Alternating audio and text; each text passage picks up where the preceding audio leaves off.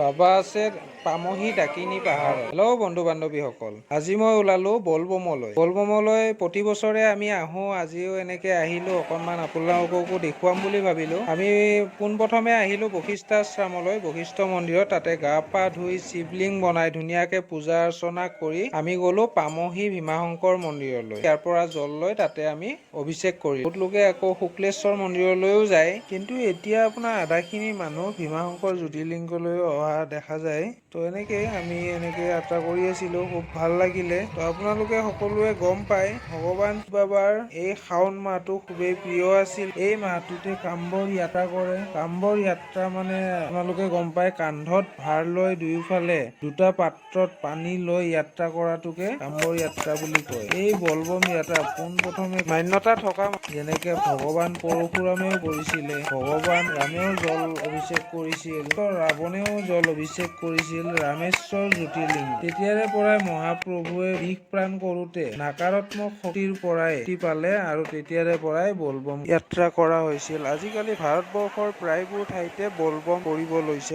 আগতে প্ৰায় হিন্দীভাষী বিহাৰী মানুহখিনি বলবম কৰিছিলে, আজিকালি আমাৰ অসমীয়া মানুহ প্ৰায়বোৰে কৰিব লৈছে। শাওণ মাহটো ভক্ত বিলাকৰ কাৰণে খুবেই প্ৰিয় মাহ। কিছুমান ভক্তই আকৌ শাওণ মাহটোলৈ বাট চাই ৰৈ থাকে, কেতিয়া আহিব। মানে খুবেই ভাল লাগে শাওণ মাহটো, সঁচাকৈ বহুত ভাল লাগিল। তো আমি এতিয়া পামহি ভীমাশংকৰ মন্দিৰলৈ যাম, তাতে আপোনালোকক সকলো দৃশ্য দেখুৱাম। এনেকৈ চাই থাকিব শেষলৈ ভিডিঅ'ত।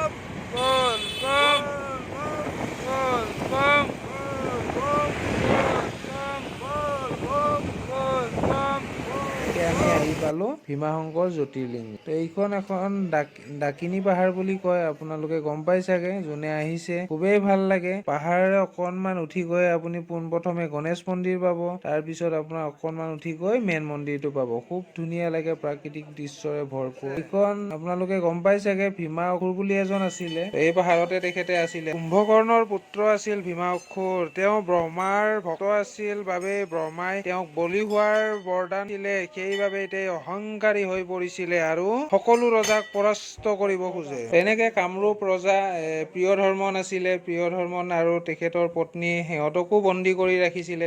বন্দী কৰি ৰাখি সৈন্য পঠাইছিলে তেখেতক বধ কৰাৰ বাবে। বধ কৰি সকলো ৰাজ্যবোৰ তেখেতৰ পৰাস্ত কৰি কিনে নিজৰ হাতলৈ আনিব বিচাৰে। তো তেনেকৈ আপোনাৰ সৈন্য পঠাই দিছিলে। তেতিয়া মহাপ্ৰভুই কি কৰিলে, সেই সৈন্যক ভস্মীভূত কৰিলে তেতিয়া গম পাল ভীমা অসুৰে, তেতিয়া তেখেতৰ ক্ৰোধিত হ'ল, খং উঠিল। তেতিয়া কি কৰিলে, প্ৰিয় ধৰ্ম আৰু তেখেতৰ পত্নী সিহঁতে আছিলে শিৱৰ প্ৰিয় ভক্ত, সিহঁতে শিৱ ভক্ত আছিলে। তেতিয়া শিৱলিংগ বনাই সিহঁতে তেতিয়া পূজা অৰ্চনা যেতিয়া কৰি, তেতিয়া ভীমা অসুৰে তৰোৱাল দলিয়াই তেখেতক বধ কৰিব বিচাৰিছিল। সেই তৰোৱাল তেখেতক আঘাত নকৰি শিৱলিংগত আঘাত কৰে। তেতিয়া মহাপ্ৰভুই ক্ৰোধিত হৈ আবিৰ্ভাৱ লৈ কিনে ভীমা অসুৰক বধ কৰি, সেই তেতিয়াৰ পৰাই ভীমাশংকৰ নামেৰে এই ঠাইখনক জনা হয়। আৰু এতিয়াও ইয়াতে কোৱা মতে হাতী আহি কিনে সদায় জল অৰ্পণ কৰে, জল অভিষেক কৰে। যিহেতু ইয়াতে শুনা মতে কোনো মন্দিৰ বনাব নোৱাৰে, আগতে পোনপ্ৰথমে এবাৰ মন্দিৰ বনাইছিল যদিও হাতী আহি ভাঙি দিছিলে, সেইবাবে ইয়াতে কোনো মন্দিৰ নবনাই, এনেকৈয়ে জল অভিষেক কৰে সকলোৱে। তো আমিও জল অভিষেক কৰিলো, সেৱাত মান ললো।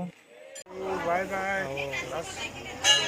মন্দিৰৰ পৰা ওলাই আহিছোঁ আৰু লাষ্ট যাওঁগৈ আৰু। বন্ধু বান্ধৱীসকল, আজিৰ ভিডিঅ'টো ইমানেই আছিলে। যদিহে চাই ভাল পালে লাইক এণ্ড ছাবস্ক্ৰাইব কৰি দিব। হৰ হৰ মহাদেৱ।